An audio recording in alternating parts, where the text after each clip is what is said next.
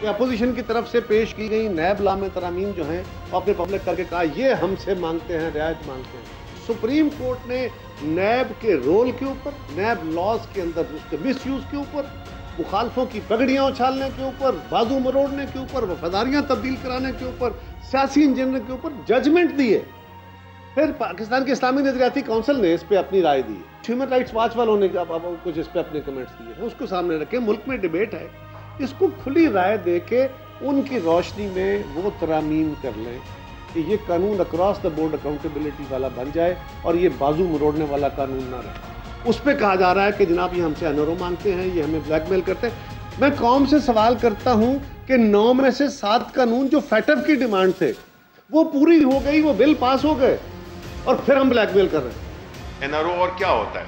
यही होता है कि जी आप जो करप्शन की तशरीह है वो मेरे मुताबिक कर दें, जो कानून है उसको इस तरह से बदल लें, जिसने चोरी की है वो बिल्कुल बरी ज़िम्मा हो जाए और 5 साल पहले चोरी की हो तो वो उसका हिसाब ना लिया जाए। उनका मकसद यही है कि किसी तरह से अपनी कोई जो कानून साजी है उसमें कोई ऐसी तब्दीलियां ले आए हो जिससे कि वो उनकी बचत हो जाए और उनके जो लीडर्स हैं उनको एक रास्ता मिल जाए, जिसको कि हम आम तौर पे एनआरओ कहते हैं। बिस्मिल्लाहिर्रहमानिर्रहीम, अस्सलाम वालेकुम नाज़रीन, आप लाइव प्रोग्राम देख रहे हैं। मैं इमरान खान हूँ। ये भी आप फैटफ का मामला देख रहे थे, इसमें अब 2 मौक़िफ़ सामने आ गए हैं। अपोजिशन ये कह रही है कि जो डिमांड थी फैटफ की, यानी जो कवानीन FATF चाहता था वो हम पास करवा चुके हैं। अब उन कवानीन की आड़ में कुछ और कवानीन पास करवाना चाह रही है ये हुकूमत अपनी ताकत को बढ़ाने के लिए। उनको हम पास नहीं होने देंगे, वो ज़ोर ज़बरदस्ती है और ज़्यादती है। दूसरी जानिब हुकूमत ये कह रही है कि नहीं, ये वही कवानीन है जो फैटफ के अंदर आपको ब्लैक लिस्ट से बचने के लिए हर हाल में पास करवाने हैं। तो फिर आपको देखना पड़ेगा कि फैटफ ने डिमांड क्या किया था और क्या ये वही चीज़ें हैं। और दूसरा ये देखना पड़ेगा कि ये कौन सा कानून है जिसको अपोजिशन कहती है कि मंजूर नहीं किया जाना चाहिए। ये कानून है मनी लॉन्ड्रिंग के हवाले से, और मनी लॉन्ड्रिंग पे कानून तो पाकिस्तान के हर सियासतदान को, वैसे मैं ज़ाती तौर पे समझता हूँ कि पाकिस्तान के हर सियासतदान को चाहिए कि मनी लॉन्ड्रिंग के ऊपर कोई भी कानून आए आंखें बंद करके उसको पास कर लें, चाहे इसके ऊपर सजाए मौत दे दी जाए, लेकिन आंखें बंद करके उसको इसलिए पास कर लें कि मनी लॉन्ड्रिंग तो गंदे लोग करते हैं, अब करप्ट लोग करते हैं, बेईमान लोग करते हैं, और अपोजिशन वाले बेईमान तो है नहीं, तो मनी लॉन्ड्रिंग साबित तो उन पे हो नहीं सकती क्योंकि वो करते नहीं हैं। तो जो करते हैं उनको तो सजा मिलने दें आप, लेकिन अगर आप उस कानून को ही नहीं बनने देंगे मनी लॉन्ड्रिंग के खिलाफ, तो फिर इसका गलत मतलब जब हुकूमत इसका बनाएगी, जब हुकूमत बनाएगी तो फिर जो है वो जब हुकूमत इसका ये मतलब बनाएगी तो उनके लिए बड़ा आसान होगा। मेरे साथ कमरुज़्ज़मान कायरा साहब इस वक्त टेलीफोनिक लाइन पे मौजूद हैं और रमेश कुमार साहब पाकिस्तान तहरीक इंसाफ से, और हमारे साथ सेनेटर निहाल हाशमी साहब PMLN से मौजूद हैं। कायरा साहब, आपने एक क्लेम किया आज, आपने ये फरमाया कि जो कवानीन फैटफ चाहती थी कि वो बने, ब्लैक लिस्ट से पाकिस्तान बचे, वो कवानीन मुकम्मल हो चुके हैं, फैटफ की डिमांड मुकम्मल हो चुकी है। तो आप ये कह रहे हैं कि ये जो 2 कवानीन हैं ये इजाफी हैं, ये हुकूमत की अपनी सोच है, हुकूमत की अपनी ज़रूरत है, फैटफ का इसके साथ कोई लेना देना नहीं है, आप ये कह रहे हैं? मुझे अफसोस है, मैंने ऐसा बिल्कुल कुछ नहीं कहा। इस तरह आपने इसको इंटरप्रेट किया है, बिल्कुल ऐसा मैंने नहीं कहा। मैंने जो कहा वो ये था कि 9 कानून थे कुल, जिनमें से 9 के 9 कौमी असम्बली से अपोजिशन की सिफारिशात को रद्द करते हुए, मैंने इसकी तफसील दी है, रद्द करते हुए अब गवर्नमेंट ने पास कर दिए, सेनेट में आए, सेनेट में उन कवानीन के अंदर अपोजिशन ने तरामीम फाइल की, गवर्नमेंट के साथ बैठ के सारे स्टेक होल्डर्स ने और सर उन्होंने इसके ऊपर अपनी सिफारिशात दी, उसको सारे स्टेक होल्डर्स ने एग्री किया और वो उसमें से 7 कानून सेनेट से पास होकर कौमी असेंबली में गए और वो फैटफ की मेजर शराइत पूरी हो गई। ये भी उनकी शर्तें होंगी, लेकिन इसके अंदर से बहुत सारी चीजें वो हैं। आपने फरमाया कि अपोजिशन को आंखें बंद करके कानून पास कर देने चाहिए, आपसे आपका हुस्न ज़न हो सकता है, शायद आप इस अमल से ना गुजरे हो, लेकिन दहशतगर्दी के पर्चे मैंने झेले हैं सियासी कारकुन के तौर पे। दहशतगर्दी का कानून, मुल्क के अंदर से दहशतगर्दी के खात्मे के लिए सख्त कानून बनाया गया, लेकिन फिर सियासी कारकुनों पे सबसे ज्यादा इस्तेमाल हुआ। मैं खुद उसका मुकदमे का शिकार रहा। इसी तरह मुल्क के अंदर और बहुत सारे वो कानून, इसी तरह नैब का कानून है, जब बनाया गया था तो बड़े अच्छी नीयत के साथ बनाया गया था। आज क्या कह रही है सुप्रीम कोर्ट, आज क्या कह रही है पाकिस्तान की अदलिया, आज क्या कह रहे हैं पाकिस्तान के सियासतदान, आज बाकी लोग क्या कह रहे हैं, हम क्या कह रहे हैं? हमारा मकसद सिर्फ ये है कि आप वो कानून बनाएं, उन कवानीन के हद तक रहें, या जो चीजें फेटअप ने आपसे डिमांड की है वो तो कोई इनकार नहीं कर रहा, उससे तो बिल्कुल किसी को इनकार नहीं है, लेकिन जो चीजें फेटअप नहीं बल्कि हुकूमत अपने हाथ में अपने मुखालफों के बाजू में रोड़ने के लिए कायरा साहब, ये तो देखें ना, आपके खिलाफ अगर आपके खिलाफ मुकदमा बनाना है तो वो तो भैंस चोरी का भी बन जाएगा, मंशियात की स्मगलिंग का भी बन जाएगा। और है सवाल ये है, क्या ऐसा नहीं हो रहा? क्या आज सुप्रीम कोर्ट, ये मैं कह रहा हूँ, ये सुप्रीम कोर्ट कह रही है? क्या अच्छा सर देखें, एक नुक्ते पे फंस जाते हैं कायरा साहब, एक नुक्ते पे जाकर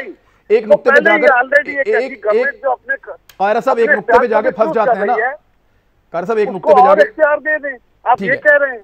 मैं अर्ज करता हूं, एक नुक्ते पे जाकर हम रुक जाते हैं।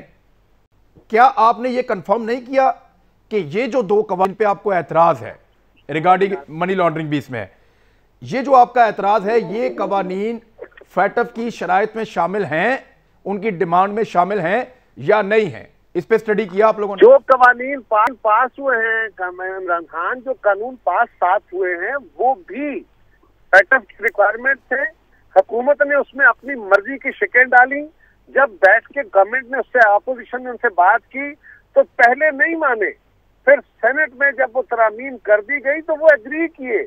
अगर वो तरामीम एग्री करके फैटफ सेटिस्फाइड है तो इनमें जो तरामीम वो कह रहे हैं कि ये मिसयूज ना हो सके, सिर्फ इस हद तक वो कह रहे हैं ना कि इस कानून को मिसयूज ना किया जा सके, ये तरामीम कर, उसमें कौन सा जुर्म है? और क्या पाकिस्तान के अंदर होगा क्या?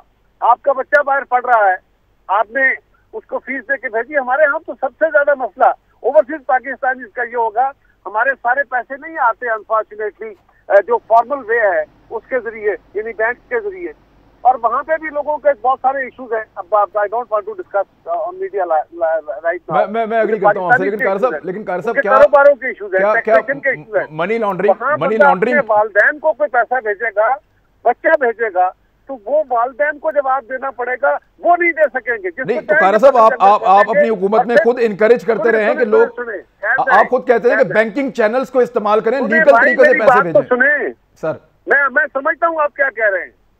सवाल ये है कि आप उसकी सजा क्या रख रहे हैं? आप उसको कॉग्निजेबल ऑफेंस बना रहे हैं। आप कह रहे हैं कि आप उसको पॉलिसिंग का इख्तियार दे दें और जब चाहें आपको पकड़ के 100 दिन के लिए अंदर कर दें, 120 दिन के लिए अंदर कर दें और विदाउट वारंट अंदर कर दें। तो ये हम कह रहे हैं कि ये तरीकाकार नहीं होना चाहिए, ये subject to approval of the court हो, सिर्फ शक की बुनियाद पर ये आपको गिरफ्तारियां ना हो सके, हम ये कह रहे हैं। और यही बात सुप्रीम कोर्ट न्याय के कानून में कह रही है। जी, अब डॉक्टर रमेश कुमार साहब, एक मिनट, अब ये आपने बात सुनी कायरा साहब की, ये तो डिबेटेबल है, फिर ये तो बहुत डिबेटेबल है। आप इसके अंदर जितना मर्जी बारीकी में जाएं, 100 किस्म की एग्जाम्पल निकलेंगी, 100 किस्म के शुकूक व शुबहात इसके ऊपर किए जा सकते हैं। अपोजिशन ये कहती है कि आप करें जरूर, लेकिन इसको इतना नरम रखें कि गुंजाइश रहे उन लोगों के लिए जिन्होंने कुछ ऐसी ज्यादती नहीं की हुई। लेकिन आप ये बार बार बता रहे हैं कि एक्चुअली अपोजिशन इसलिए कह रही है कि ये गुंजाइश वो अपने लिए चाहती है। इमरान, ये डिटेल में डिस्कस हुआ, मैं उस कमेटी का हिस्सा हूं, नवीद कमर भी हिस्सा था, आयशा गोस पाशा भी हिस्सा थी, हमने डिटेल में इसके ऊपर डिस्कस किया। FATF के हवाले से सबसे ज्यादा इंपॉर्टेंट बिल जो है ना वो टेररिज्म का और एंटी मनी लॉन्ड्रिंग का बिल है। और एंटी मनी लॉन्ड्रिंग के हवाले से पहले तो ये कहना कि फैटफ का ऐसा नहीं है, वो बिल्कुल फैटफ का ऐसा है। दूसरी चीज ये कि वो कहते हैं कि आप बिल के अंदर आप बताएं कि एंटी मनी लॉन्ड्रिंग के हवाले से आप कानून क्या बना रहे हैं और कानून के अलावा उसके TORs क्या बना रहे हैं कि उसकी इंप्लीमेंटेशन कैसे होगी, कि पाकिस्तान में कानून बनते भी हैं, उसकी इंप्लीमेंटेशन नहीं होती है।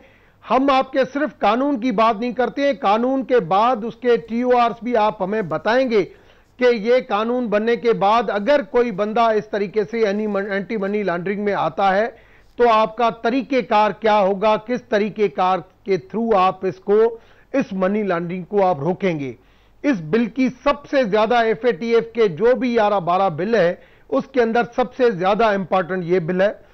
अब रुकावट कहां पे हुई? रुकावट ये हुई क्योंकि पीपुल्स पार्टी की तरफ से बहुत सारे मेंबर हैं और उनको तो वो समझ नहीं थी, मगर नवीद कमर और PMLN की तरफ से आयशा घोष पाशा और अली परवेज मलिक, वो दोनों थे। इन तीनों को, और लाजमी है PTI की तरफ से मैं इन इश्यूज के ऊपर एक्टिव था, हमने डिटेल में इसके ऊपर डिस्कस किया। रुकावट कहां पे बनी? रुकावट बनी नैब के इशू के ऊपर कि भाई नैब को आप इसमें एम्पावर इतना क्यों कर रहे हैं कि हर चीज नैब के अंदर क्यों जाए। मुझे बताएं कि नैब के नाम से अगर इनको खौफ आ रहा है कि नैब खुद जो एक क्वेश्चन मार्क है, तो उसके लिए नैब के रिफॉर्म करने पड़ेंगे ना। मगर हमें किसी इदारे को जरूर डायरेक्ट करना पड़ेगा कि अगर एंटी मनी लॉन्ड्रिंग के हवाले से कोई इन्वॉल्वमेंट किसी की आती है तो उसका दायरा का किसके पास आएगा, हम किसको रेफर करेंगे। इस वक्त एहतसाबी इदारा नैब बना हुआ है। नैब सही काम कराए या गलत काम कराए, आप उसकी नैब के TORs के ऊपर, नैब के रिफॉर्म के ऊपर आप हमारे साथ बैठे। अच्छा, एक मिनट डॉक्टर साहब, डॉक्टर साहब एक मिनट। आपके ख्याल में अपोजिशन चाहती क्या है? उन्होंने क्या कहा? नैब को ना करें, किसको कर दें? फिर कोई सजेशन तो दिया है ना आपको, किसको करें? देखिए उन्होंने उन्होंने कहा कि हम तो पिछले 2 साल से सीख रही है कि नैब के कानून में तरमीम करें। मैं आता हूं, अपोजिशन को छोड़िए, अब तो सुप्रीम कोर्ट कह रही है, अब तो इस्लामी नजरियाती काउंसिल कह रही है, कायरा साहब मैं आता हूं। कायरा साहब आप बहुत ठंडे किस्म के बंदे हैं, आप ठंडे किस्म के बंदे हैं, जज्बाती नहीं है। मैं आपको थोड़ा सा ब्रीफ करता हूं। जब ये चीजें आई तो फिर अपोजिशन की तरफ से बात की गई कि आप नैब को इसका पार्ट बनाया जाए, तो हम नैब को भी जो रिफॉर्म करना है अभी हम कर लें। हमने कहा FATF की बिल के होने के बाद आप नैब को इसको नथी नहीं करें, मगर उन्होंने नैब को नथी करने की कोशिश की, हमने वो बात उनकी मानी। जो नैब के हवाले से जो उनकी रिकमेंडेशन थी, उस नैब की हम नैब के ऊपर भी रिफॉर्म करना चाहते हैं। जो माजी में पीपुल्स पार्टी जो रो रही है नहीं किया हमने, PMLN रो रही है कि हमने नहीं किया, हमने कहा वो भी हम करते हैं। जब उसके ऊपर बैठे 37 पॉइंट के ऊपर इनकी आई, प्राइम मिनिस्टर को ब्रीफ किया गया हमारी तरफ से, हमारी कमेटी की तरफ से 2 बंदे गए। कर रहा हूं, आप कुछ कह रहे हैं, वजीर आजम कहते हैं मैंने नैब बिल को हाथ नहीं लगाना, आप कहते हैं हम उसको अमेंड करने को तैयार है। किसकी बात मानूं मैं वजीर आजम की सुनूं कि आपकी सुनूं? देखें, आप कहते हैं कायरा साहब वो ये कह रहे हैं कि हमने आपके साथ मुज़ाकरात किए, हम वो चीजें लेकर गए और ले जाकर प्राइम मिनिस्टर के सामने रखा। असेंबली की है, ये सेनेट से बिल दस्तरद हुआ है। सवाल ये है कि सेनेट ने जो तरामीम दी हैं उनके साथ बैठ के रैशनल डिबेट करें। हम क्या कह रहे हैं? हम ये कह रहे हैं कि जो अब देखिए नैब अगर मिसयूज हो रहा है, आपको तो सुप्रीम कोर्ट ने जजमेंट दे दी उसके ऊपर, क्या गवर्नमेंट 1 इंच हिली है? उसके बाद वज़ीर आज़म कहता है कि मैं तो जी नैब के कानून को हाथ नहीं लगाऊंगा। कायरा साहब, सुप्रीम कोर्ट की जजमेंट कराची गवर्नमेंट के हवाले से है कि कराची का चीफ एग्जीक्यूटिव फेल हो गया है, कराची सिंध गवर्नमेंट फेल हो गई है। तो उसका मतलब ये है, उसका मतलब ये नहीं है कि हम इलेक्टेड गवर्नमेंट को भी खत्म कर दें। नैब के अंदर फॉल्ट है, नैब के अंदर फॉल्ट है, तो उसका रिफॉर्म होना चाहिए। रिफॉर्म कौन करेगा? लेजिस्लेटर करेंगे। भाई आप बार बार जो सुप्रीम कोर्ट की, आप जो बार बार सुप्रीम कोर्ट का हवाला देते हैं, मैं मानता हूं कि नैब के रिफॉर्म की जरूरत है। सुप्रीम कोर्ट कह रही है, इस्लामी नजरियाती काउंसिल कह रही है, ह्यूमन राइट्स वॉच कह रही है, और कायरा साहब आप जज्बाती अच्छे नहीं लगते हैं। कायरा साहब आप जज्बाती अच्छे नहीं लगते हैं। मैं ठंडे दिमाग से बात करता हूं और फैक्ट्स एंड फिगर के साथ बात करता हूं। मैं मानता हूं कायरा साहब, मैं मानता हूं नैब रिफॉर्म कायरा साहब कह रहे हैं सर, वो देखें, वो कह रहे हैं हमारे साथ ज्यादती हो रही है, नैब ज्यादती कर रही है, नैब रिफॉर्म की जरूरत है। साहब के साथ बहुत सख्त ज्यादती हो रही है। कायरा साहब नैब के ऊपर रिफॉर्म आपने नहीं किया, PMLN की गवर्नमेंट ने नहीं हुआ, दोनों ने बातें की, हम रिफॉर्म करने के लिए वज़ीर आज़म कहता है नहीं करूंगा, किसकी बात मानूं? नहीं, नैब के ऊपर रिफॉर्म एच साहब को मजबूत करने के लिए हम हर किस्म का रिफॉर्म करने के लिए तैयार है, मगर किसी को इस्तेमाल करने के लिए हाथ नहीं लगाऊंगा। एक कायरा साहब एक प्रॉब्लम और है, पाकिस्तान में देखिए एक प्रॉब्लम और है ना। देखें पाकिस्तान में ऐसे थिंक टैंक्स ही नहीं है, ना यूनिवर्सिटीज़ में ये डिबेट होती है, ना ऐसे थिंक टैंक्स मौजूद हैं जहाँ पे कवानीन के ऊपर बहस हो सके और चीज़ें जो हैं वो सामने आए और लोगों की राय सामने आ सके। यहाँ पार्लियामेंटेरियंस ने कानून बनाना है और वो सारे के सारे उन इदारों में फंसे हुए हैं। अब आपकी जो सजेशंस हैं उनको शक की नज़र से इसलिए देखा जाता है कि आपकी पार्टी भी फंसी हुई है, पीएमएलएन की सजेशन को इसलिए शक की नज़र से देखा जाता है कि उनकी पार्टी भी फंसी हुई है, और इमरान खान साहब की सजेशन को इसलिए शक की नज़र से देखा जाता है कि उन्होंने आप दोनों को फंसाया हुआ है। तो इसलिए आप सारे मुतनाज़े हो जाते हैं और इंडिपेंडेंट ओपिनियन वहां पे आ नहीं सकती। कोई डिबेट इसके ऊपर ओपन होनी चाहिए कि नैब कैसा होना चाहिए। मेरे ख्याल में ब्रेक ले लें, निहाल हाशमी साहब को मौका नहीं दे पाए, उनसे इंतहाई माजरत, लेकिन ब्रेक के बाद मैं उन्हीं से आगाज करूंगा। हमारे साथ ही रहिए।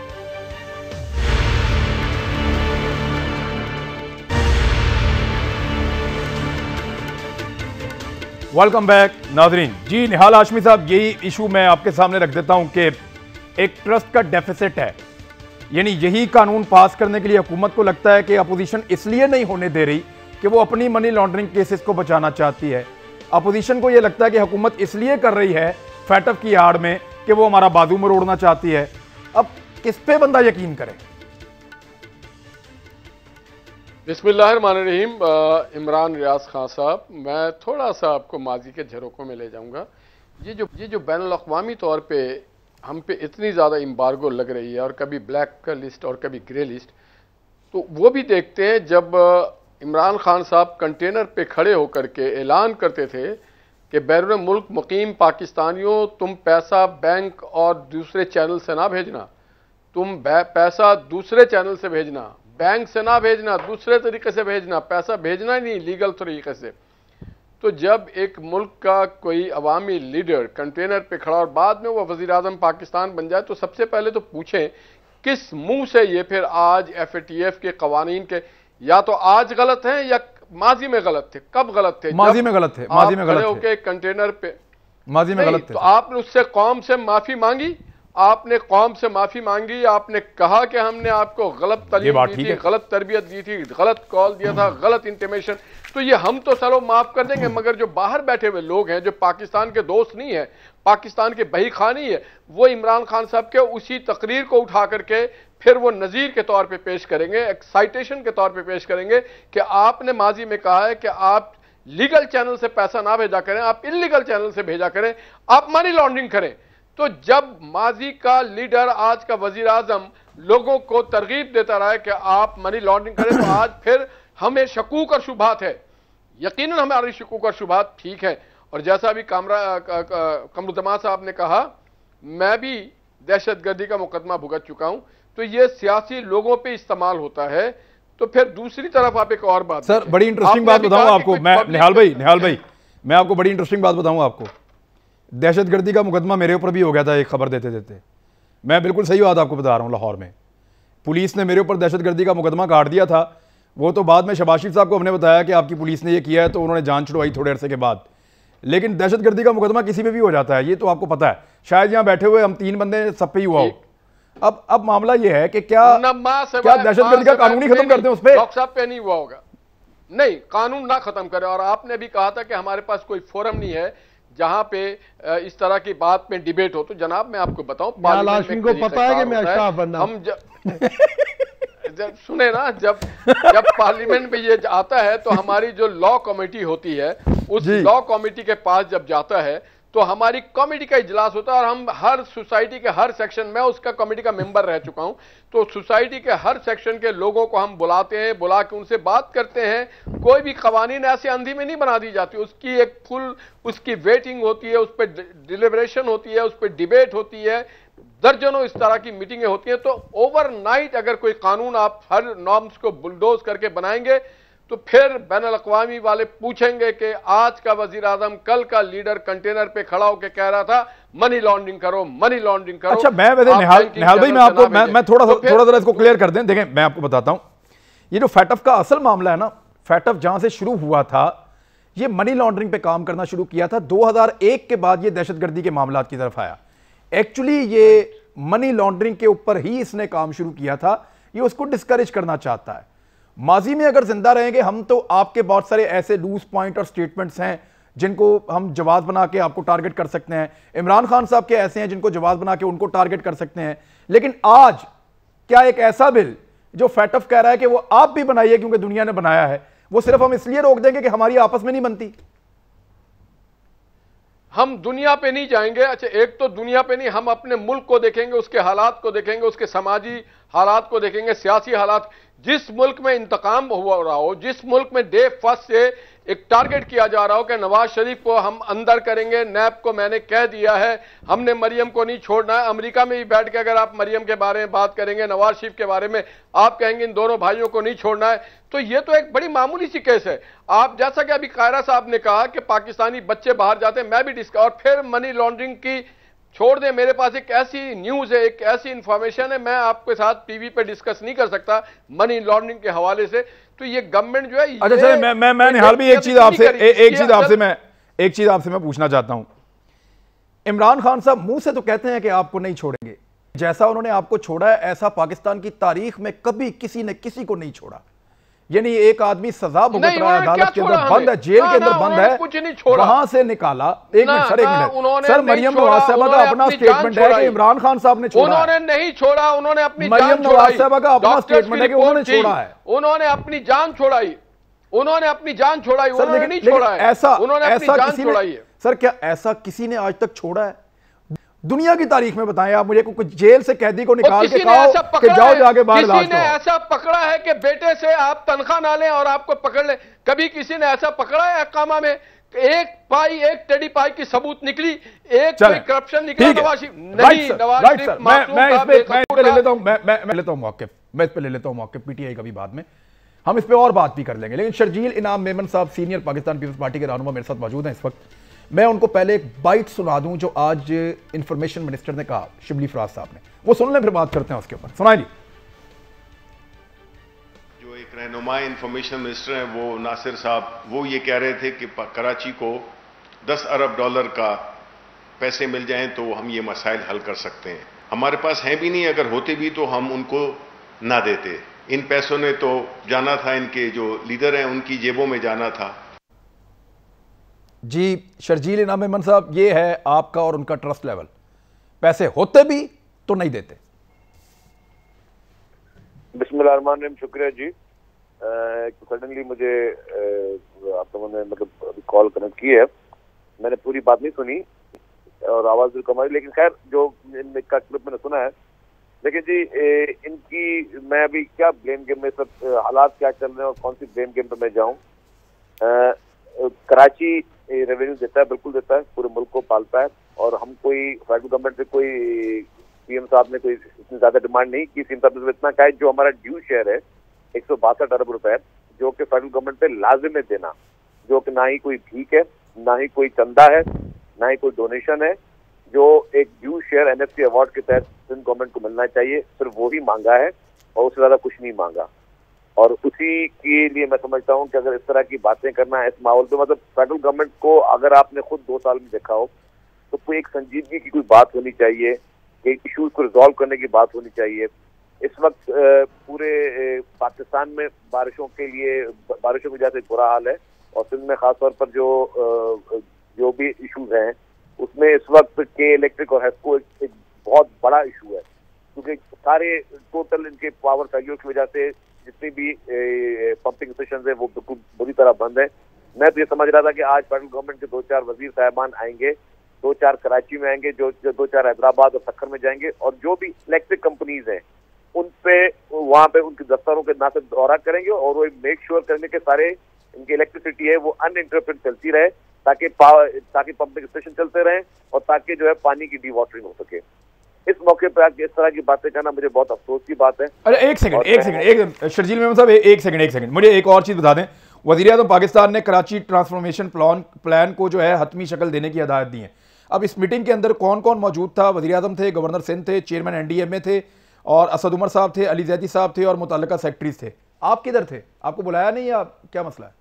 देखिए, एक ये आपने अपने सवाल में खुद जवाब दे दिया कि अगर सिंध में या कराची के ट्रांसफॉर्मेशन प्लान के लिए कोई मंजूरी दी जा रही है, उस पर डिस्कस हो रहा है, तो जो सिंध से इलेक्टेड लोग हैं जिनमें और जो जेन्युइनली इलेक्टेड जो गवर्नमेंट है सिंध की, उसमें से किसी को नहीं बुलाना और सिर्फ अपने गवर्नर साहब को या अपने फेडरल मिनिस्टर को बुलाना, इससे एक नीयत का भी एक अंदाजा होता है कि मतलब किसको बाईपास करके, मतलब मुझे समझ में नहीं आ रही ऑनेस्टली स्पीकिंग, इस तरह मुल्क कभी नहीं चलते। ठीक है, सियासी मुखालफतें होती हैं, सियासत में हमेशा एक दूसरे की ऑपोजिशन होती है, गवर्नमेंट होती है।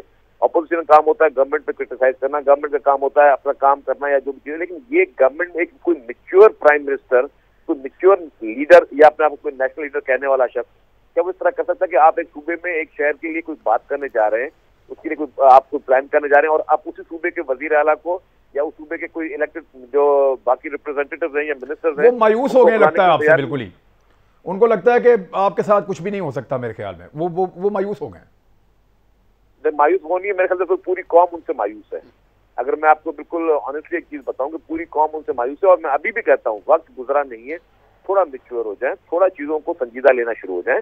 आपके अगर कोई रिजर्वेशन है तो आप डिस्कस कर सकते हैं, अगर आपको किसी चीज में कोई प्रॉब्लम है आप मतलब खुल के बात कर सकते हैं। आपकी 100 मीटिंग होती रहती हैं, बाकी भी मीटिंग में जो सीएम साहब कभी कभी जब बुलाया जाता है जरूर जाते हैं, लेकिन अगर इस तरह बाईपास करके प्रोविंशियल गवर्नमेंट को, और अगर आप इस तरह का मैसेज देना चाह रहे हैं कि जी आपको बिल्कुल भी सिंध गवर्नमेंट से बात नहीं करनी और फिर आपको सिंध के वसाइल भी चाहिए, सिंध के का रेवेन्यू भी चाहिए, तो मेरे ख्याल से ताली एक तरफ से नहीं बचती। और मैं सब थोड़ा मेच्योरिटी का मुजाहरा करना, और बहुत होगी पॉलिटिक्स करने के लिए इलेक्शंस पड़ी हुई हैं, लेकिन इस वक्त जो है ना अभी पॉलिटिक्स का टाइम नहीं है। इस वक्त let's try to solve the problem of the Karachi के लोगों का जो प्रॉब्लम है वो पहले रिजॉल्व है। ये ब्रेक लें, वापस आते हैं फिर बात करते हैं। वेलकम बैक नाज़रीन। जी रमेश कुमार साहब, इतना बड़ा एतमाद आपकी जानिब से कि पैसे होते भी तो सिंध गवर्नमेंट को ना देते, वो ये कह रहे हैं कि ये सियासत कर लेंगे, अभी तो लोगों को बचाएं किसी तरह। शर्जील मेमन साहब की बात आपने सुनी है, आपके पास इसका क्या जवाब है कि आज मीटिंग में भी आपने सिंध गवर्नमेंट की नुमाइंदगी नहीं रखी? मैं हर बात का जवाब दूंगा, मुझे 1 मिनट का आप 2 मिनट का आप टाइम दें। 2 मिनट का टाइम है जी आपके पास, अनइंटरप्टेड।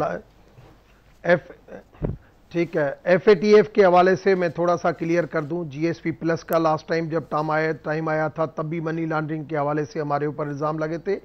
मुशर्रफ के टाइम से ये लगे और ग्रे ट्रैफिक में हम PMLN के दौर से आ गए थे, तो इसको पहले आप क्लियर करें। अभी की बात जी ठीक है, चलें आगे बढ़ जाएं। 162 अरब रुपए की बात की गई, 162 अरब रुपए की बात की गई। 162 अरब NFC के हिसाब से जो भी पैसे हैं, मैंने पीपुल्स पार्टी के नुमाइंदगान के सामने फाइनेंस सेक्रेटरी से पूछा कि ये सिंध की जो शिकायत है, क्योंकि हम भी सिंध से रहते हैं, ये कभी ज्यादा नहीं होने देंगे, हमें बताएं।